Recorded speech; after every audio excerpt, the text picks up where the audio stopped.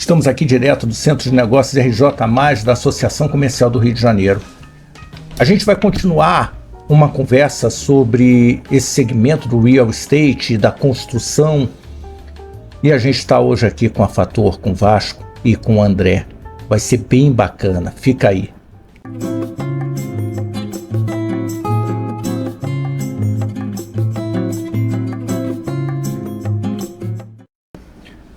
Vasco, antiguidade é posto. Então, conta pra gente primeiro, quem é o Vasco? Conta como que a história, o que você estudou, a sua experiência, mas principalmente, depois, a história da Fator, que 70 anos. Bom, Salles, obrigado por estar aqui. Você ter nos convidado. A Fator, realmente, esse ano a gente faz 70 anos de atividade na empresa, no setor de incorporação imobiliária e construção civil. Óbvio que eu nem tenho 70 anos, esse negócio começou com o meu pai, Fernando Rodrigues, foi um grande empresário. Ele hoje não está mais entre nós, quer dizer, já faleceu agora em 2021, mas eu nasci vendo esse ambiente de construção civil. Quando pequeno, meu pai me levava nos finais de semana, que eu não estava no colégio estudando, me levava para acompanhar visitas às obras, os negócios e tal, que ele estava desenvolvendo, porque era quando ele tinha tempo de visitar uma obra ou outra e tal. Então, eu, desde pequeno, acompanhava e andava dentro das obras.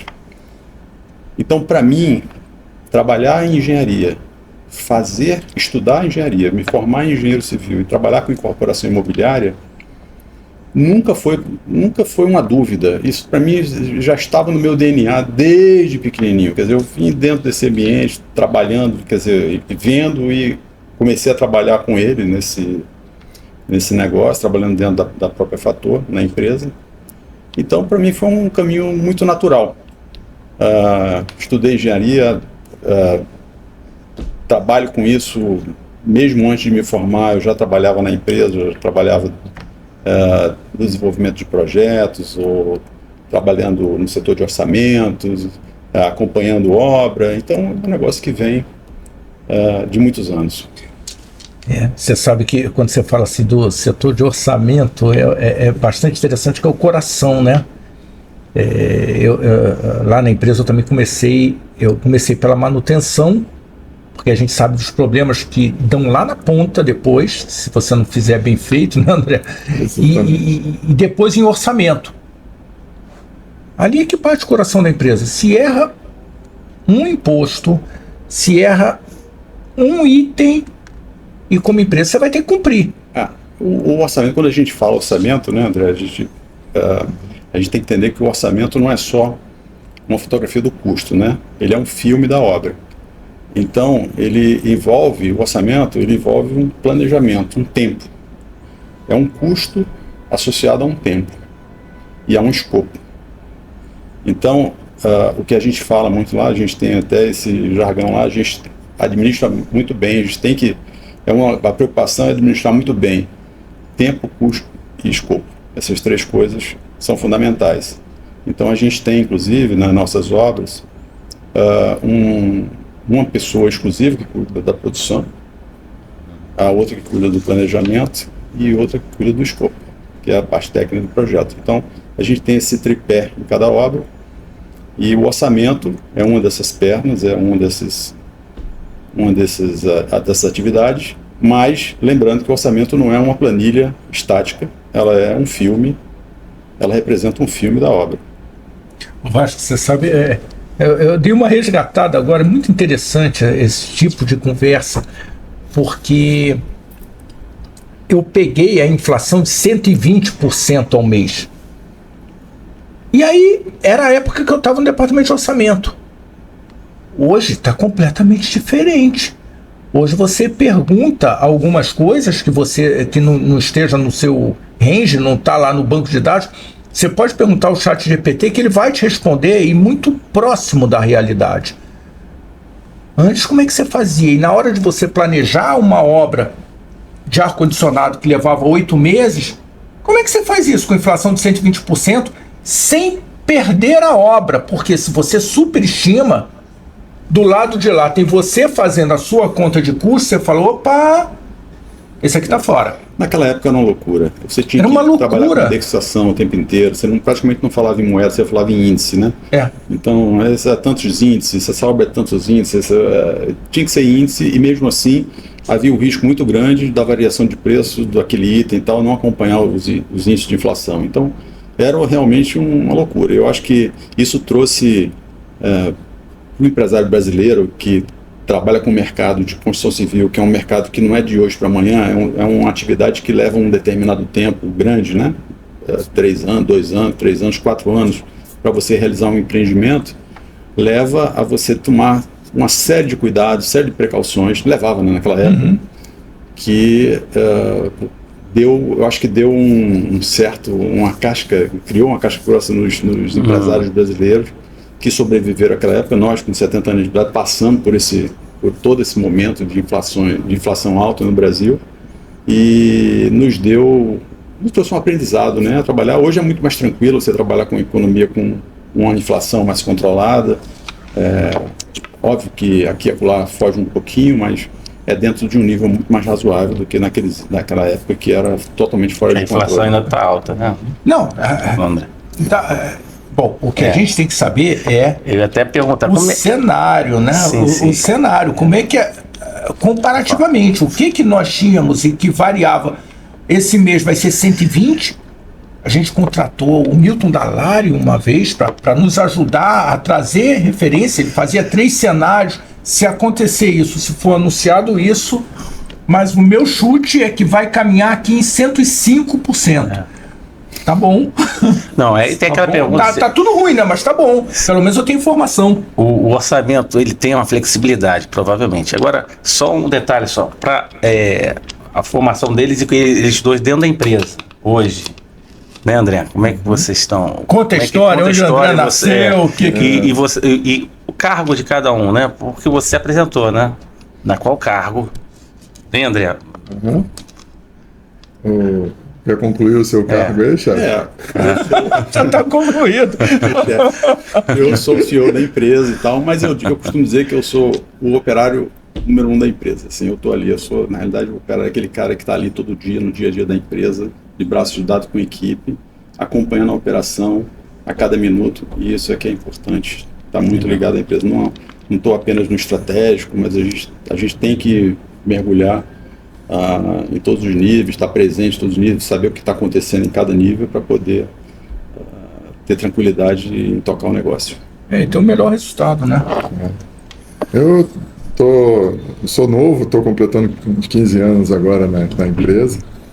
Eu tenho uma formação em matemática, depois eu fiz um mestrado em economia, minha tese orientativa foi em organizações industriais, onde a gente desenvolve modelos matemáticos para incentivar a performance, incentivar a boa conduta das pessoas, e sempre foi o meu objetivo assim, trabalhar com gestão.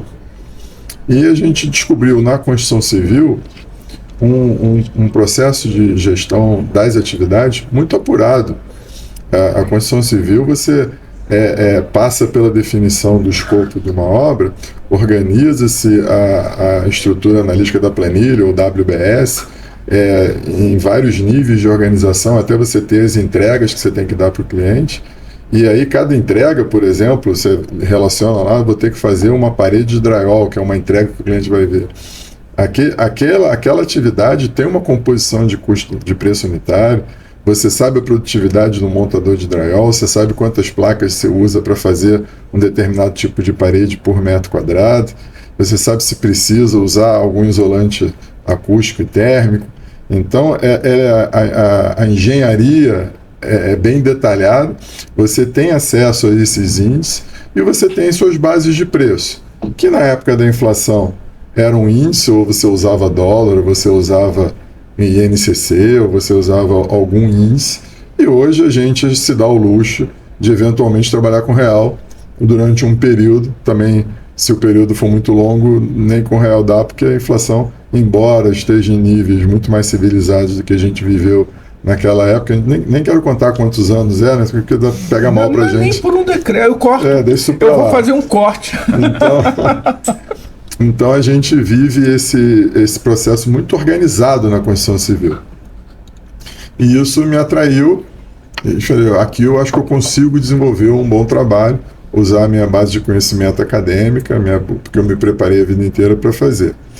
A Fator viveu um momento de entrar no mercado de terceiros, ela desenvolvia suas incorporações, seus projetos próprios e tudo, com grandes projetos. De lá para cá a gente continua mantendo essa premissa de trabalhar em projetos grandes, obras de 30 mil metros, 40 mil metros, 100 mil metros, obras que em dinheiro a gente começa a falar de um patamar de 100 milhões em diante. Então são obras complexas, hospitalares, shopping centers, etc. Então são obras que exigem que a gente tenha realmente um skill de gestão bastante apurado, porque você se compromete com valores elevados. E qualquer erro ali, para mais você perde a obra e para menos você perde a empresa. Exato. São essas contas que são complicadas, Exatamente. Ou você se ferra... É interessante, né? Ou você perde a obra. Aí se ferra também, perdeu a obra. Mas eu costumo dizer o seguinte, meu primeiro processo de gestão de obra se deu na época que as automobilísticas vieram para o Brasil. Então a gente trabalhava com gerenciamento e acompanhamos a obra da Volkswagen Caminhões, Audi, Renault, Peugeot Citroën, revitalização da Volks, Ford e Amazon na época lá na Bahia. Então a gente viveu esse complexo sistemas industriais de obra, desenvolveu bastante as técnicas de gestão e aí acabamos depois atendendo um chamado do Vasco para aplicar isso. Então quando a gente desenvolveu, por exemplo, o Hospital das Américas, que é uma obra de 80 mil metros quadrados ali na Barra, um projeto que no final aí ficou estimado em uns 500 milhões de reais. Naquela época. Naquela época, já tem quase 10 anos que a gente entregou. Então já foi possível aplicar essa coisa. Então, quando eu participo das reuniões, eu tenho que avisar que eu não sou engenheiro, porque senão eu engano bem. Mas está aí o diferencial, né? Você quer ver duas coisas que eu quero falar? Eu falo que o centro de negócio é para a gente fazer negócio. A gente vai precisar fazer um making-off aqui e conversar sobre uma fábrica de veículos. Uhum. Mas, só para dar o gostinho, não vou contar para você que fábrica é. Você não está aqui. Mas você experimentou um processo diferente, que foi trabalhar com engenharia, né? Uhum. Cara, como é que foi isso para você? O quão difícil ou fácil foi para você entrar na engenharia, estando, embora perto por ser uma ciência exata, mas distante? Uhum. E convenceu o chefe, né? E convenceu o chefe, falou assim, tá, mas você sabe que massa que a gente vai fazer? Aí você falou, chefe, mas eu sei fazer a conta direitinho de quanto vai gastar. Ele falou, opa, senta aqui do meu lado, me conta essa história direito. Em momento nenhum, eu sou o diretor de gestão de negócios. Então, por que a gente faz questão de falar gestão de negócio? Porque a gente é responsável pelo orçamento e venda, mas a gente faz o acompanhamento. Como o Vasco falou, o orçamento, o escopo inicial que você vende, raramente ele não sofre alterações ao longo da obra.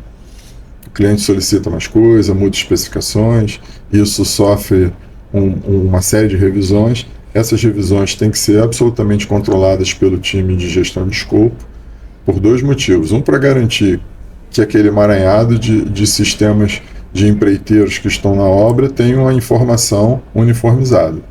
Senão cada um executa uma revisão de projeto, no final dá uma coisa complicada. Dá um samba. E outro motivo é você poder informar seu cliente a tempo e a hora das alterações que foram feitas e, em conjunto com o pessoal de orçamento, o quanto aquilo vai custar para ele. Então ele tem o direito de saber, olha, se eu realmente insistir com essa alteração, isso vai ter um impacto positivo de X ou negativo de Y, e ele toma a decisão, não, eu quero continuar, eu não quero, vou fazer da forma original. E de tempo. Então a gente tenta ser muito transparente nessa gestão de escopo, Porque às vezes você está trabalhando aí com uma variação de 10, 15% no orçamento original e as pessoas não têm que estar preparadas para assumir esse compromisso. Então, o acompanhamento, a gestão da obra em si é uma coisa que a gente faz questão de fazer, até porque esse desempenho vai realimentar os próximos orçamentos, que vai fazer eu fazer um preço mais aderente ou menos aderente, caso eu não tenha essa experiência. Então, se eu orço, não vejo o que aconteceu de fato, depois eu não consigo fazer um orçamento melhor. Então, a ideia é fazer esse acompanhamento. Então, na obra, nós temos a pessoa responsável pela gestão de escopo, que ela faz toda a gestão das variações de projeto, garante que todo mundo está com o mesmo projeto na mão e garante que todas as variações de projeto são analisadas antes de serem enviadas para a produção. E aí nós temos a equipe de planejamento, que cuida de tempo e custo. Então ele vai avaliar os impactos de prazo, que às vezes são mais importantes do que o impacto de custo, dependendo do negócio. Sim, sim. E vai reportar para o cliente. Falar, meu amigo, esse projeto variou, teve um acréscimo de X metros quadrados no drywall, que a gente já começou a falar de drywall. Vai impactar tanto tempo. E isso vai impactar aí 15 dias na sua obra e vai te custar mais 100 mil reais. E o cliente tem que falar, não, deixa eu entender por que mudou, por que não mudou, não, realmente é uma adequação à norma, não é uma adequação à norma, é uma necessidade de negócio, eu preciso que seja feito. Eu entendi, ele sempre vai dar uma choradinha, falar, vê se consegue fazer mais barato, vê se consegue fazer em menos tempo. Então essas equipes trabalham nessa gestão.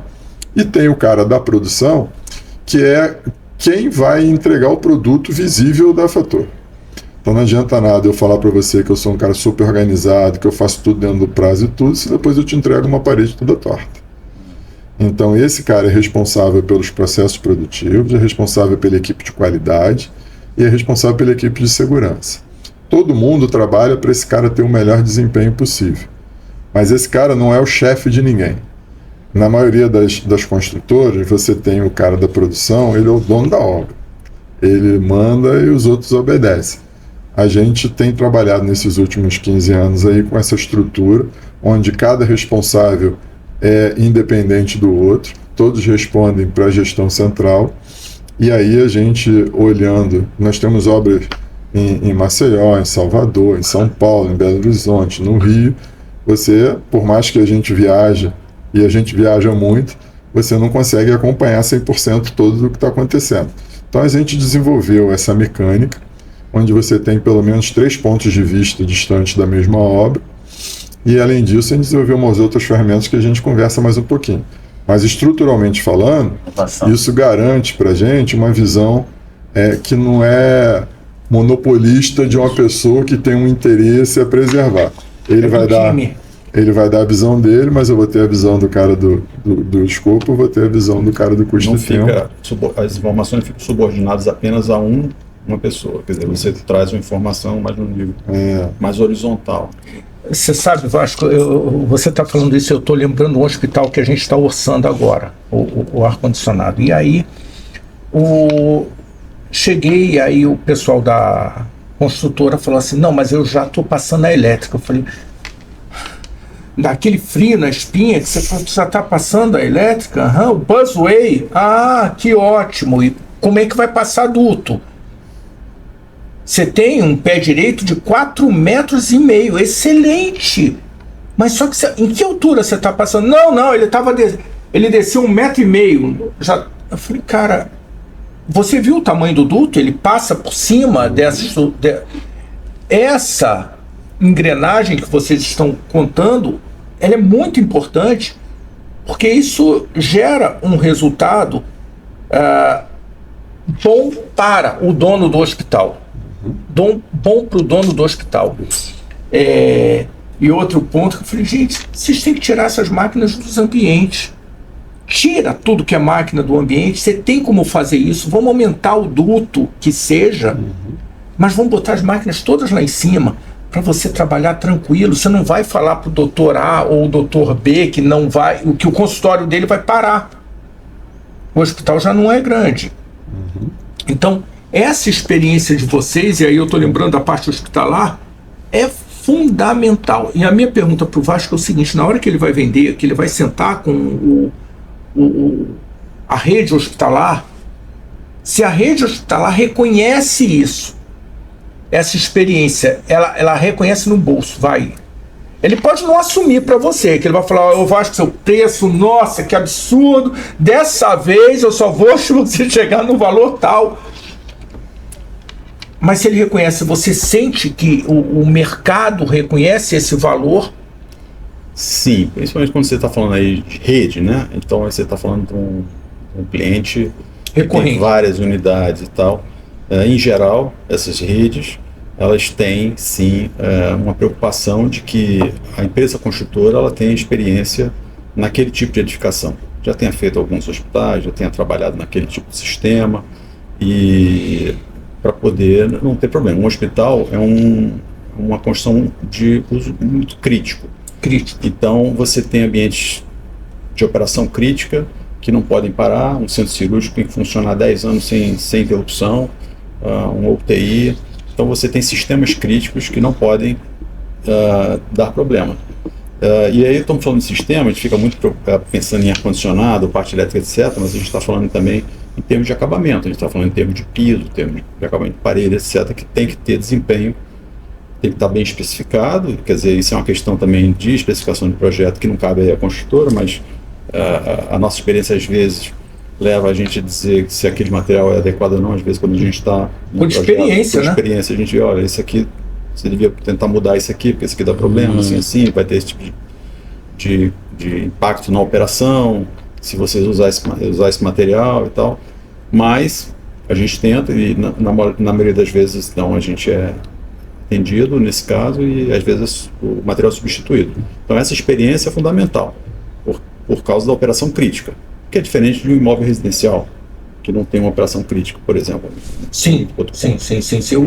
Se aquele banheiro ficar inutilizado, ok, ele funciona no outro, não é crítico como...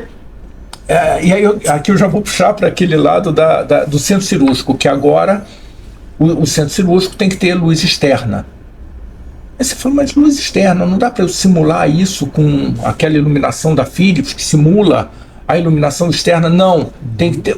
Meu Deus do céu, então vou ter que quebrar todos os hospitais para levar o centro cirúrgico, que hoje ficou de forma geral no centro do prédio, para áreas que têm acesso. O hospital que tem um prisma, legal, mas eu tenho que trazer essa iluminação externa, né? Eu digo assim, aí de novo, é uma questão de norma, de regulamentação das normas da Anvisa, né, que estão lá na RDC, se vai exigir isso ou não. Os hospitais estão prontos? Estão prontos. Sim. Estão operando, estão dentro da norma vigente na época que ele foi construído, acabou.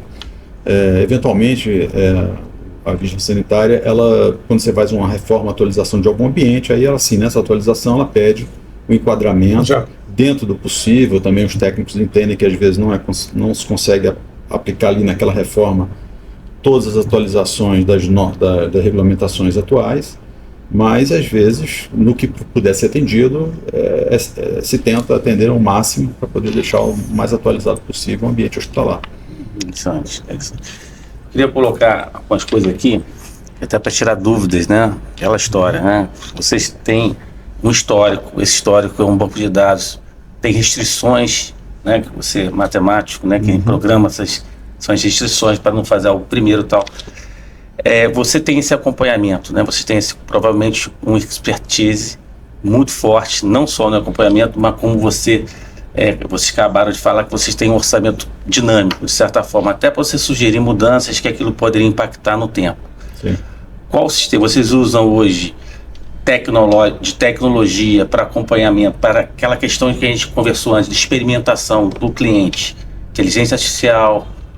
Qual o tipo hoje de diferencial que vocês têm para entregar com essa qualidade, não só a questão organizacional, mas questões técnicas e matemáticas envolvidas com o sistema de acompanhamento? O que vocês têm hoje? Inteligência artificial, vocês pegam essa bagagem, como é feito esse acompanhamento? Essa é a primeira pergunta. E depois, através disso, como vocês têm esse diferencial?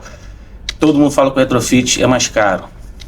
Como é que vocês respondem através dessa matemática? Você até fala, não é mais caro, aqui não é mais caro. Que seria uma pergunta interessante, né? Para a gente tirar dúvida. Eu acho que você resumiu na sua pergunta, e eu espero que a minha resposta era tudo que a gente queria vir falar aqui. Sim, que legal. Hoje a gente, você falou se o cliente reconhece essa estrutura, etc. E aí eu vou dizer, quanto mais complexa a obra, o cliente é mais experimentado e desenvolve controles internos para poder acompanhar mais. E aí, quanto mais o cliente também entende das complicações de uma obra, do desafio que é fazer uma obra grande e complexa, mais ele valoriza o nosso trabalho, a nossa estrutura. Não que ele queira pagar mais, ele espreme do mesmo jeito. E a gente também, por isso a gente foca em obras maiores, onde a gente consegue diluir mais o custo e ficar competitivo, mesmo tendo uma estrutura mais robusta. A gente está vivendo hoje um momento que a gente considera assim, que é um momento de inflexão na construção civil. Você está com muita dificuldade de mão de obra. Independente de pagar bem ou não, você tem dificuldade na contratação. Isso eu tenho dificuldade em Maceió, eu tenho dificuldade em Salvador, eu tenho dificuldade em São Paulo. A turma foi toda pro Uber, né? Todo mundo no Uber. Alguns desistiram da construção civil, voltaram para suas casas, onde quer que elas sejam, e estão desenvolvendo outras atividades. Aquela história de você ter o cara que começou como servente, virou pedreiro, mestre, depois ensinou para o filho, isso não existe mais. Então é um desafio cada vez maior. A indústria, de uma forma geral, ela está se desenvolvendo. Construções modulares, pré-moldadas, materiais reutilizáveis, mas não é uma mudança que se reflete ainda no seu dia a dia, porque isso é uma cadeia, né? Você tem que vai primeiro para o projetista, que ele começa a desenhar projetos com esses materiais, com esses sistemas, e depois chega na construção, robôs para automatizar as coisas, etc.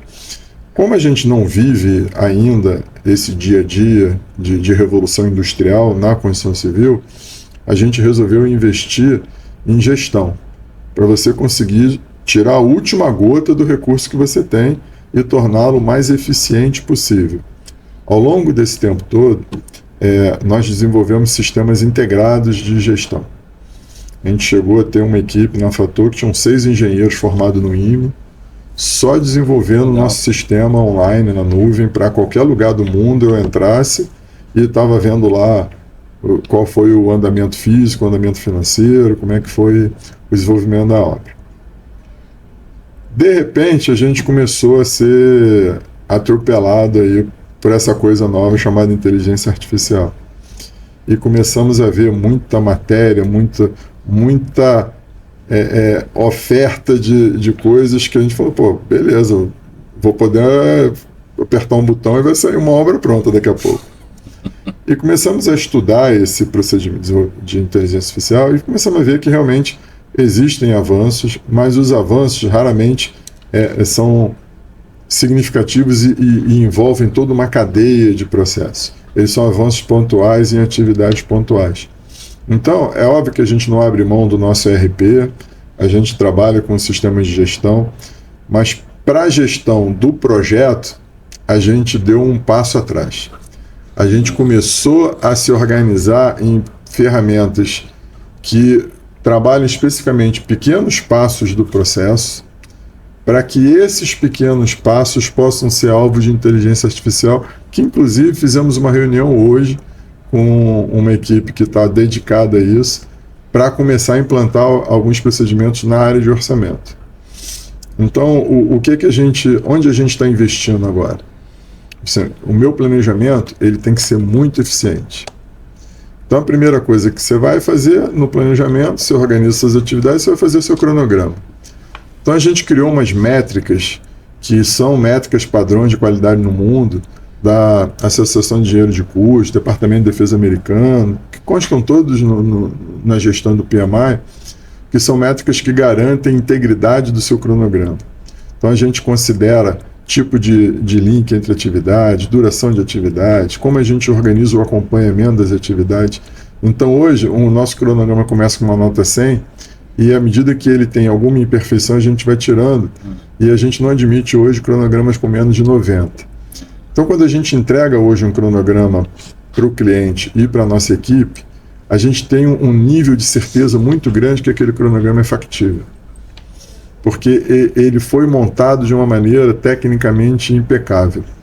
Então, a gente não tem lag entre as atividades, a gente trabalha com muito cuidado para que aquele cronograma reflita realmente a nossa capacidade de executar aquelas tarefas. Então, quando eu entrego isso para um cronograma, se por acaso a atividade começa a escorregar ou não ser cumprida, eu sei que não é porque eu errei no planejamento, porque eu testei isso bastante vezes para garantir que aquilo estava correto. É porque realmente eu tenho algum problema a ser resolvido, ou em quem está executando, em quem está supervisando, ou no fornecimento de material. Então, eu tenho muita certeza que aquilo está funcionando. Uma outra coisa que a gente começou a investir é no acompanhamento das atividades. A gente usa um acompanhamento físico, que não é por duração, porque quem está muito acostumado com Project, com essas ferramentas de mercado, sabe que existe um acompanhamento por duração, que se você planeja 10 meses de obra, está no 7º mês, ele vai dizer que você andou 70%. Você pode ter andado 2%. Então a gente faz um acompanhamento físico da atividade. Então se eu tenho 10 metros de parede, eu vou dar lá que eu andei 2 metros, que eu andei 3, 4 físico. Isso ajuda muito a produção, ajuda as equipes a se planejarem, a reorganizar seus trabalhos, mas gerencialmente a gente criou um método secundário de acompanhamento, que é o método de valor agregado. Para cada atividade eu tenho um preço orçado. E aí, cada vez que eu dou o avanço na atividade, eu sei qual é o valor do que foi feito pelo orçamento inicial da obra. Então, se uma parede vale R$10 e eu andei metade da parede, eu andei R$5. E aí, nós gestores, olhamos para a obra e vimos assim, essa obra deveria ter andado 1 milhão, andou 500 mil. E a gente fala, a obra está 500 mil atrasada. Eu não falo, a obra está 3 meses, 2 meses. O meu KPI para acompanhamento de prazo e de custo é o mesmo, é dinheiro. Então, até porque, se a gente cortar, o teu cliente se programou com aquele desencaixe e você quebrou. Ele falou, eu não precisava ter tirado esse dinheiro agora. Mas aí o desafio em relação ao prazo, de repente você fala, mas se esperar um pouco, eu recebo bem mais barato, com 10% de desconto, um material. E aí é o conceito do físico. Sim. O conceito do valor agregado é você saber o quanto vale o que você fez. Sim. Porque você pode ter gasto 1 milhão, ter planejado fazer 1 milhão, gasto 1 milhão, mas o que você fez não vale 1 milhão. Então, a gente toma um cuidado de identificar o quanto vale o que eu já fiz. E aí, sabendo quanto vale o que eu já fiz, eu sei se eu estou atrasado. E aí, olhando o quanto eu gastei, eu sei se eu estou gastando o que eu deveria ou não. Entendi. Então, este conceito de valor agregado permite que, gerencialmente, a gente acompanhe as obras de uma forma que o cara não me enrola. Ele, mas eu fiz um duto. Duto te mete em quilo. Mas eu fiz uma tubulação de cobre, é em metro linear. Eu fiz uma parede, é em metro quadrado. Eu fiz um concreto, em metro cúbico. É um emaranhado de unidades e pesos e medidas que, quando você vai botar numa planilha, o que é mais importante, menos importante, no fundo, o que manda é o dinheiro. Então, o dinheiro é o índice que vai te dizer se você está bem ou está mal. Então, numa obra de 10 milhões, se você atrasou 1 milhão, você atrasou 10%. Então, está complicado. Se o seu prazo era 10 meses, vai para 11. E aí, como é que você recupera 10% do prazo? Tem que fazer suar. Como é que você dá visibilidade para o teu cliente disso, ou se dá visibilidade dessa forma? Porque eu acho que é uma tranquilidade gigante para ele estar acompanhando junto contigo. Você tira ele do lugar da cobrança para o lugar do acompanhamento. Isso. É melhor para ele, mas é melhor para você também, né? É melhor para todo mundo. E a gente faz reuniões semanais. Obviamente, o que depende de medição, a gente joga para mensal, que não faz muito sentido, dependendo da obra também.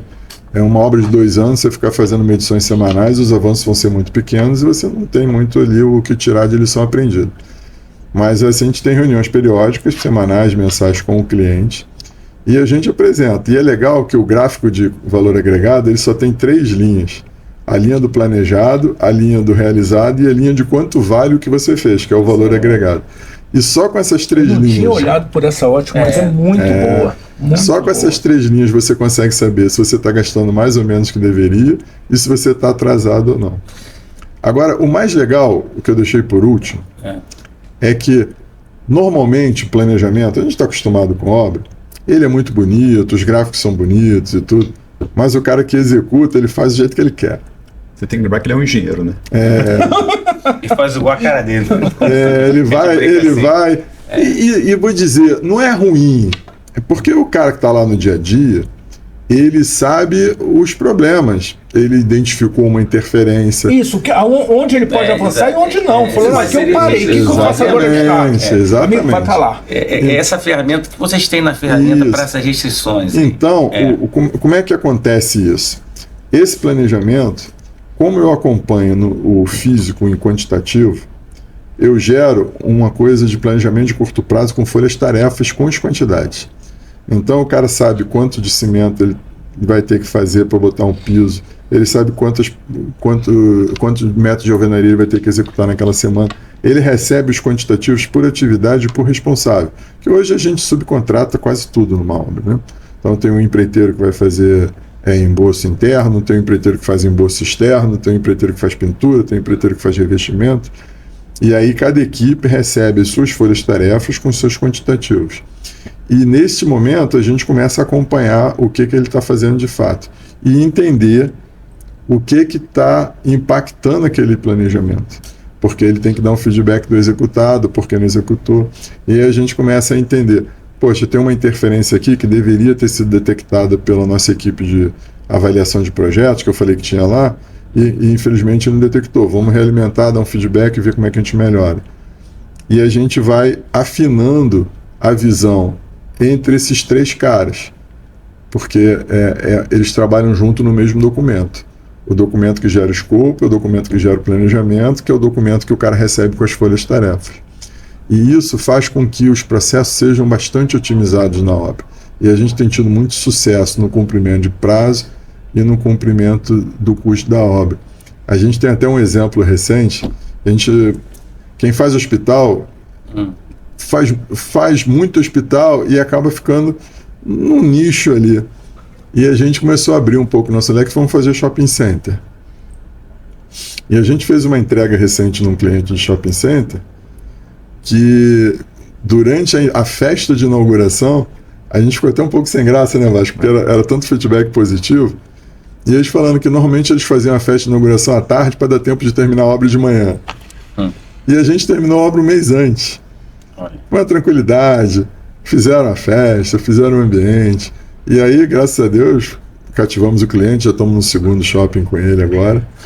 Mas eu quero botar uma coisa E tudo em função desse planejamento. Senão desse eu processo. vou perder essa linha aí, importante. Porque eu trabalhei no laboratório, né, no IMETRO, né?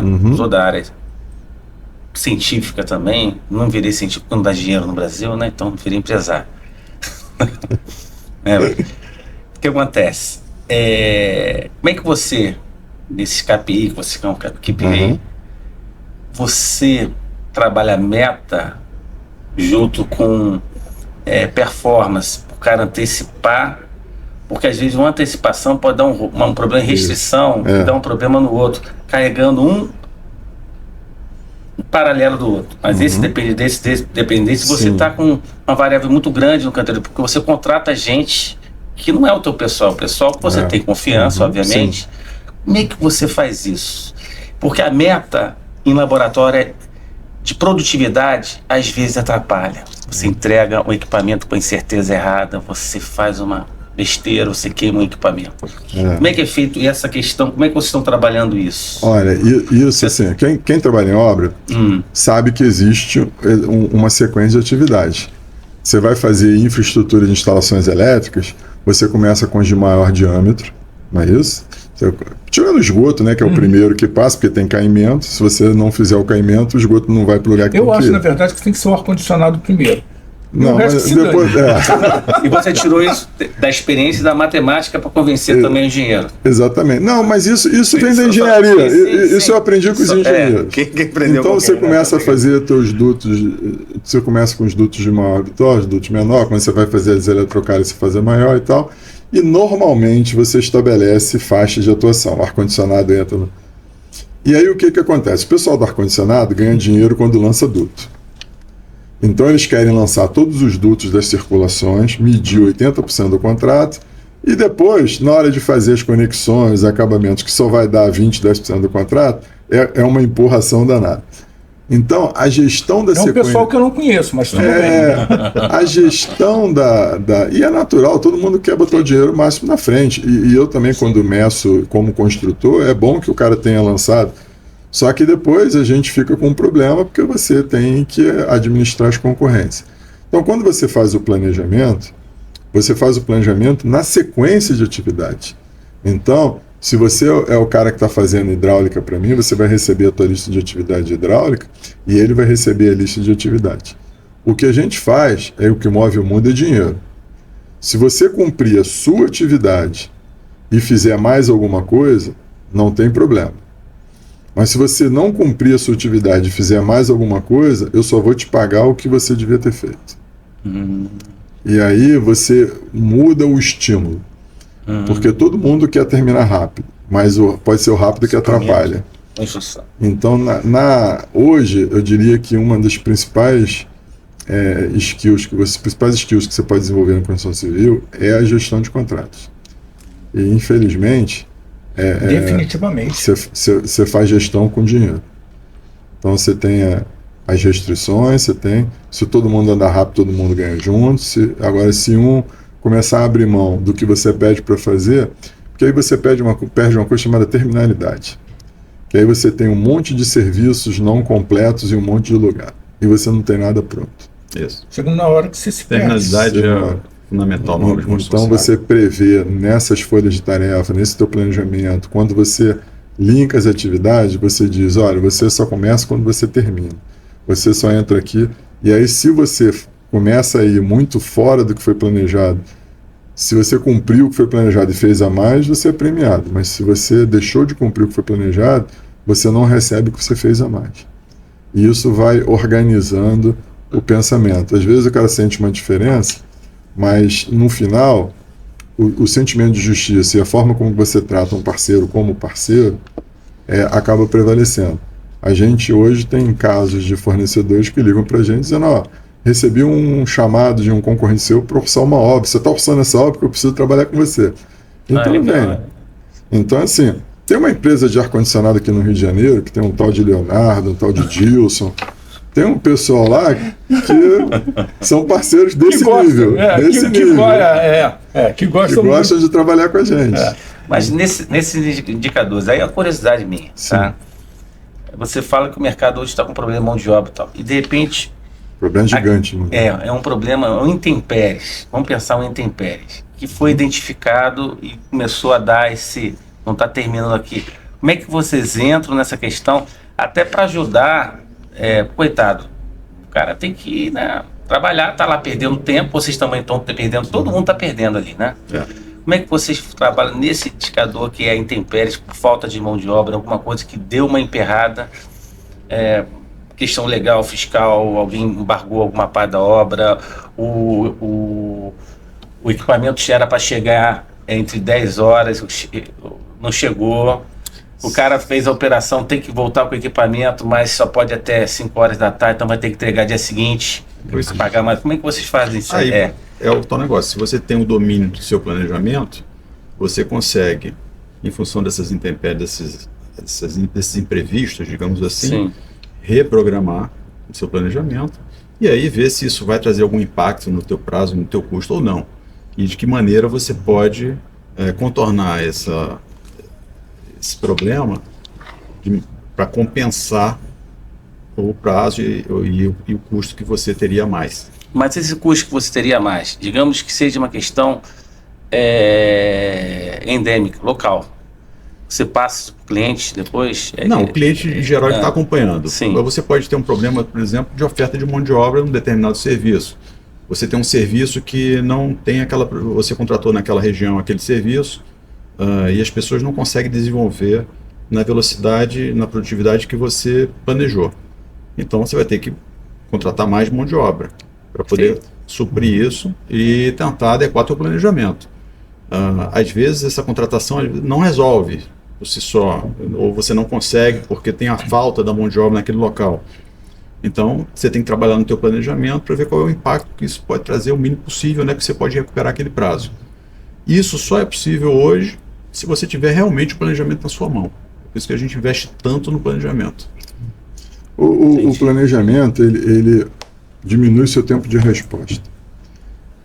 Agora, ações efetivas, assim, tem locais que você não consegue uma mão de obra de qualidade para uma determinada disciplina. E aí a gente tem que contratar. E aí contrata e leva. Eu agora estou fazendo uma obra num grande centro aqui do país, que você não esperava ter dificuldade de mão de obra, e eu acabei de deslocar uma equipe de 10 pessoas aqui do Rio, pagando estadia e por aí vai. Pagando tudo. E esse tipo de custo você não consegue repassar para o teu cliente. Não. Então, Mas isso de novo é tranquilidade para o cliente. Isso. Você sabe, já prevê. A ideia de você ter um calendário de aquisição, que é um dos primeiros produtos que saem do seu planejamento, é exatamente você entender se você vai ter todos os recursos disponíveis na hora que você precisa. Então você sabe que vai ter que fazer uma parede, então você sabe que vai ter que ter um tijolo, vai ter que ter argamassa, que vai ter que ter o pedreiro e o ajudante. E aí você providencia aquilo a tempo, porque você sabe que vai começar aquela parede daqui a uma semana. Então você tem que estar com todos os blocos, com toda a argamassa, com todo o material e com todas as pessoas. Se você não consegue contratar as pessoas, você tem que dar teu jeito. Porque isso é o que vai diferenciar você do cara ali da esquina que não tem uma estrutura, que não tem. Uma linha que vocês colocaram. Está aí a gestão do contrato. Tem que ter uma excelente gestão de contrato para justamente prever isso, porque você tem um prazo para entregar. Então tem um problema dele, coisa maior. E esse contrato, você pode ter que dobrar, aí realmente você tem que repassar para o cliente. Está no contrato. Isso aí que intempéries que já estão previstas, você fez o orçamento, fechou, ninguém adivinha, né? Mas a gente tem uma previsão, mais ou menos, um indicador que pode entrar assim, acontecer isso aqui. Um exemplo. Obviamente, não sei se impacta muito com vocês. Dobrou, digamos que a gasolina dobrou, tudo dobrou, a parte toda de logística envolvida. Estou dando um exemplo. Não, isso é impossível. O problema é lá no Irã, não tem nada a ver com a gente. Não tem nada. Pô, mas aí só que não, né? O contrato vai prever isso. Aí quando tem lembra a gestão do contrato? Não, aí assim, se houver uma coisa chamada desequilíbrio econômico, todo contrato prevê. Sim. E aí é uma questão de se analisar também, você não vai se desgastar por besteira com o seu cliente, porque isso não é bom para ninguém. Problemas usuais de construção, porque construção civil é um monte de problema o tempo todo. Então você tenta prever. Por exemplo, a gente orçou um hospital numa cidade do interior que só tinha uma concreteira. A gente sabia que a velocidade para desenvolver a estrutura do hospital não ia ser a mesma que eu desenvolvo num hospital. Então a gente já considerou um tempo maior. Às vezes você faz uma programação, você vai fazer uma laje a cada 7 dias, uma laje a cada 10 dias. Lá a gente já sabia que ia fazer uma laje a cada 20 dias, então a gente já sabia que o cara não ia ter capacidade de fornecimento. Então isso você prevê. Mas problemas eventuais de, tá faltando algum insumo para o cara fazer o concreto. Eu fiz a avaliação, visitei o local, estudei o ambiente, e naquele momento eu estou com um problema, aí a gente vai ter que compensar. Eu consigo alguém que não vai estourar o prazo de fornecimento, porque o concreto tem um tempo certo para chegar na obra. Não consigo, vou demorar mais tempo. Eu consigo fazer concretagem de dia e de noite, eu não consigo. Então você estuda, aí a vantagem do planejamento, você entender qual é a sua produtividade, entender quais são os recursos que você tem disponível, é o seu tempo de resposta ao problema. Às vezes você não consegue evitar, mas o seu tempo de resposta é muito maior. Pô, e aí seria maravilha. Se eu tivesse isso, o bom problema de você comprar algo na planta, porque vocês também trabalham na parte corporativa. É justamente isso. Não temor. E tem várias situações de família que nem integraram a obra, tem um problema é justamente ter essa questão de você ter uma experimentação durante a obra, de você saber o que está acontecendo, você intervir, vou botar o piso, eu quero agora escolher um diferente, eu gostaria... Esse acompanhamento é um diferencial, vocês já estão pensando nisso, porque para mim como consumidor é excepcional e eu não consigo ver muito isso, tá? Isso aí é uma coisa que eu tenho completamente, eu fico cego. Eu pago o boleto lá, entrega a chave com 30%, vai lá o índice de construção civil, né? Aí depois eu tenho que pagar o resto, o que está na hora, ou eu tenho que financiar. Aí eu, quando vou financiar isso aí, eu já passo para os juros, né, mais altos, né, IPCA. Também posso incorporar alguma coisa de construção com vocês ou com terceiros nesse processo aí. Esse acompanhamento, como é que é feito esse diferencial? Vocês estão pensando e hoje vocês já fazem isso com pessoas físicas, quer dizer, pessoas... Você falou que tem grandes empreendimentos, né, hospital e tal, com vários clientes ao mesmo tempo, que é um problema, vários clientes. Nas nossas incorporações, algumas delas a gente oferece aos clientes a possibilidade de personalização da unidade. Aí você está se referindo. Sim, sim. E aí, nesse caso, dependendo da personalização, várias incorporadoras fazem isso. A nossa não é a única que faz, mas a gente também faz. E você oferece personalização, até um determinado tempo ele pode personalizar alguns itens de acabamento, e aí a gente entrega já com essa mudança, que facilita muito, o cara não tem que fazer obra depois de receber a unidade, né? Mas essa questão de prazo, tá bem, estamos no prazo, vamos entregar mais, exatamente como faz no corporativo, a gente tem que... Sim. Isso está dentro do prazo da obra, né? Do prazo que você vai em um prédio. Não importa se eu estou fazendo obra para um determinado apartamento, o prédio todo está comprometido a entregar naquele dia. Então, a empresa tem que se adaptar. A gente já teve algumas iniciativas de apresentar nos sites dos empreendimentos os avanços, como a obra estava correndo, com fotos de obra e tudo. Mas devo lhe confessar que a gente não percebeu muita adesão. Isso não havia esse acompanhamento. A gente não tinha, como dizia antigamente, não deu muito ibope. Vocês foram fora da curva, aí o pessoal falou, não, mas quer dizer, o B2B ele fica acompanhando o tempo todo e pergunta, cadê? Tá pronto? O outro, deixa pra lá, tá chegando na data. O tempo todo não tem uma equipe especializada, né? O B2B tem uma equipe especializada para acompanhar. Deixa eu perguntar uma coisa. Mas você fez uma pergunta que a gente acabou não respondendo. Que era a questão do custo do retrofit. Exato. Com as ferramentas que vocês têm hoje, né? Assim, tem que tomar muito cuidado, porque o retrofit, você fala em retrofit, é genérico. Sim. Tem prédios retrofits que são feitos, você vê que são pequenas reformas, e tem retrofits que são verdadeiras obras estruturais, refazimento de estruturas, etc. Então vai depender muito de que tipo de retrofit. Às vezes pode ser um retrofit até num imóvel tombado, que vai requerer um cuidado muito específico com patrimônio histórico, etc. E aí é uma obra muito mais cara. Então, não tem como uma resposta única para esse tipo.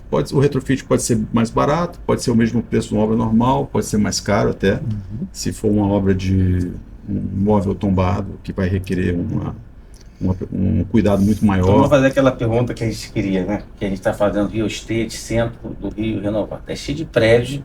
Para vocês, pegar o prédio, botar para baixo, ou pegar o prédio que está ali? De novo, nós fizemos agora, estamos fazendo um retrofit no centro, o edifício Brise. Sim, o Brise. O Brise, que é na frente da Candelária, a gente aqui do lado, né? Aqui pertinho. Aliás, do outro lado aqui do aqui da Associação Comercial. De frente aí para a Candelária, com sucesso de vendas, e o prédio tem uma fachada projetada pelo Lúcio Costa, mas que ela estava íntegra. Então o que nós vamos fazer é, obviamente, pintar, recuperar, deixar ela novinha, bonitinha, mas ninguém vai fazer nenhuma modificação na fachada. Internamente o prédio também tinha uma condição muito boa de estado, então é uma obra que ela permitiu, a gente viabilizou o empreendimento para vender num preço atrativo. Se você me disser assim, era melhor ter colocado o prédio abaixo e fazer um novo, não.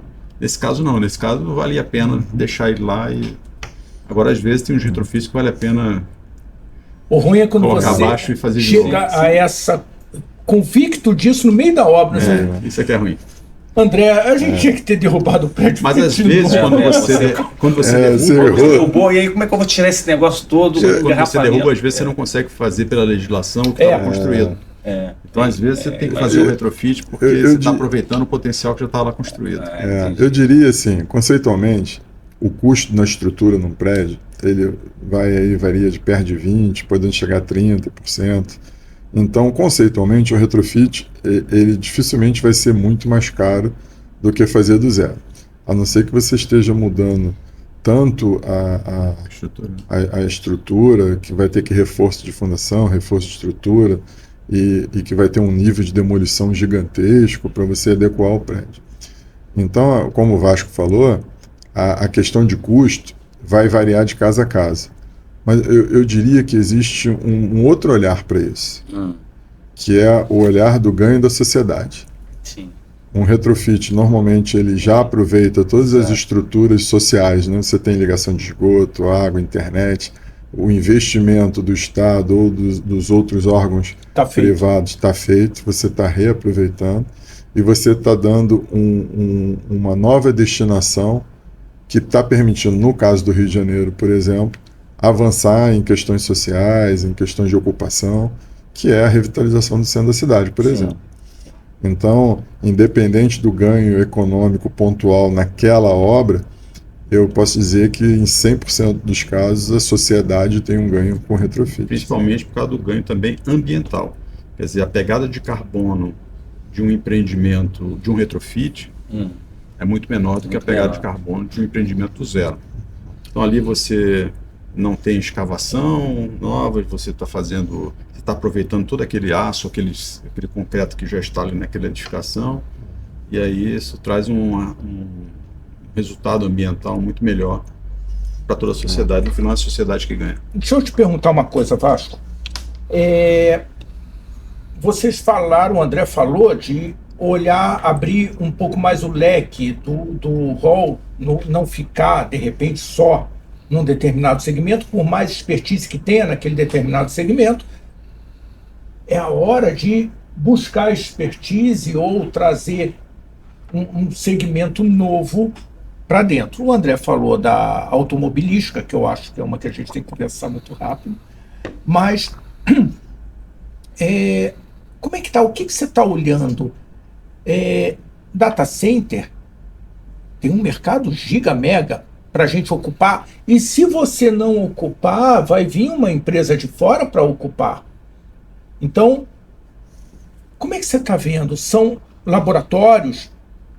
A parte de desenvolvimento científico? Onde que está? Para onde você pode começar a navegar agora com uma ênfase maior? Normalmente, quando uma obra é muito crítica, o cliente procura trazer uma empresa com experiência naquele segmento. Mas, de novo, uma empresa como a nossa que faz hospitais, que são ambientes muito críticos, tem capacidade de fazer outras obras. Um data center está tranquilo. Inclusive porque o data center, em termos de construção civil em si, não é nada complicado. As instalações elétricas e de ar-condicionado é que são muito mais sofisticadas do que a própria parte civil. Para isso a gente tem parceiros importantes, tanto na área de instalações e de ar-condicionado especializados, que dominam toda a tecnologia para poder ir conosco para fazer esse tipo de obra.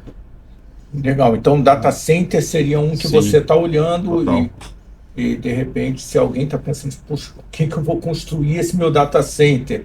Liga para o Vasco, liga para o André. E tudo, o grande diferencial, quer dizer, óbvio que você tem que ter capacidade técnica de execução, mas a capacidade técnica, se você está lidando, vamos supor, a gente vai fazer um data center para uma Google da vida, para um Amazon, você está lidando com clientes, digamos assim, que tem um nível de exigência muito grande e com uma edificação muito crítica, né? Que exige um nível de controle, um controle de qualidade grande. Então você tem que ter processos dentro da empresa que possam atender esse nível de criticidade, de exigência de qualidade, E é isso que é importante, a empresa ter esse tipo de processo para atender a exigência desses clientes. E vocês hoje, de ambientes críticos. né, pelo que você falou, vocês estão mais da construção em si. E turnkey desses, de um hospital ou de um data center, vocês, é interesse, vocês já fizeram? Acho que vocês já fazem isso, né? Já fazem, porque deixou como se você prestasse esse serviço para um demandante que fez o projeto, entregou para vocês. Tá? Como é que está essa questão do turnkey? Isso é uma coisa interessante. O mercado, ultimamente, ele tem mudado muito nessa questão. Antigamente, o cara desenvolvia os projetos e fazia uma licitação, trazia as construtoras e fazia a obra. Hoje, entrou em moda um termo chamado pré-engenharia. Então, normalmente, o cliente faz só o desenvolvimento do conceito que ele quer, ele já chama as construtoras para fazer a concorrência neste modelo conceitual, e no pacote está incluído o desenvolvimento dos projetos executivos e a obra, que é o conceito turnkey, né? Que você pega a ideia do cara e entrega pronto, operando. Então, essa modalidade de contratação faz parte do nosso portfólio. A gente fez um hospital recentemente ali em Nova Iguaçu para um cliente que foi na modalidade turnkey. A gente trabalha também com modalidade de preço global, onde o cliente entrega os projetos e você entrega a obra pronta por um preço fixo.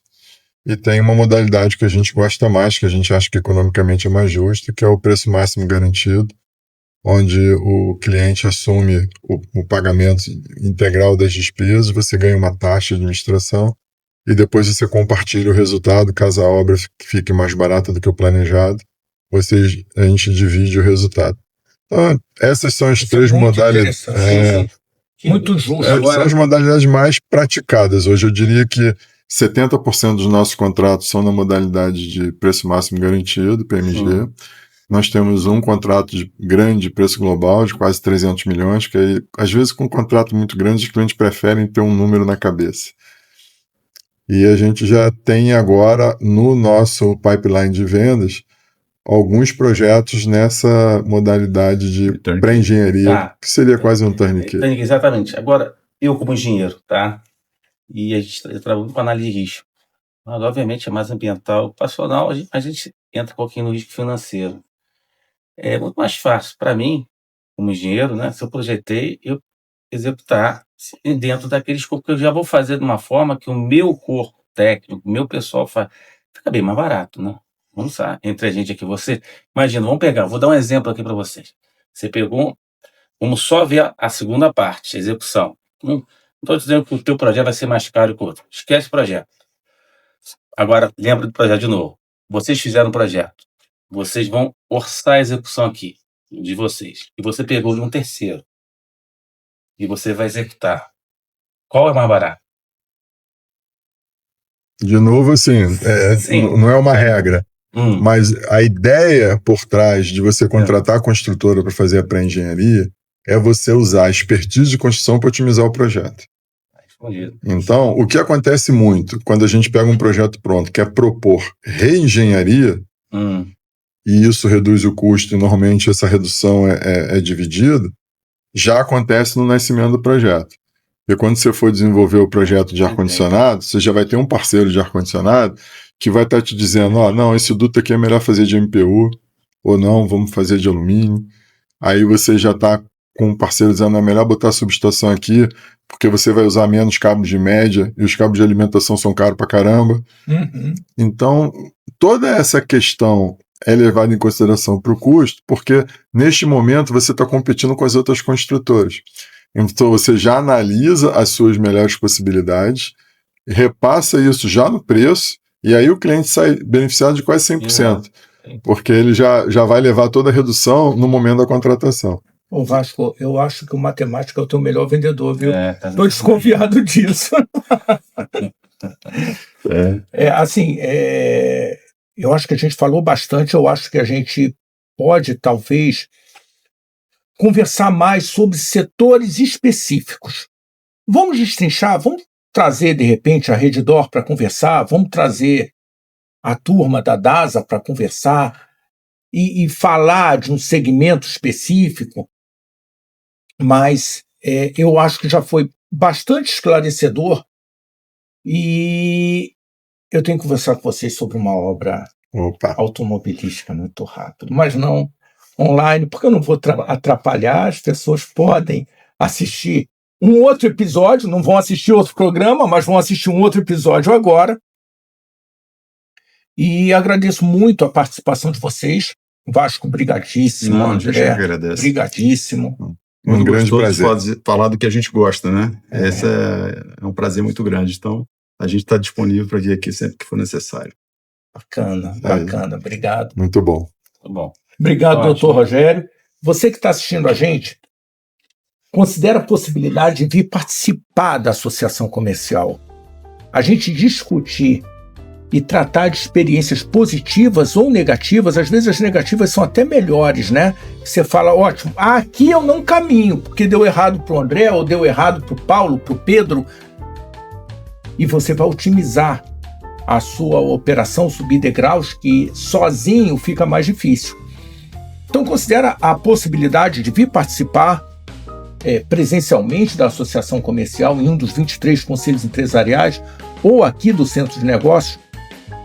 Mas não esquece não, se inscreve no canal, aperta lá o sininho para você ser comunicado de novos vídeos e fica com a gente que tem muito mais para a gente continuar conversando.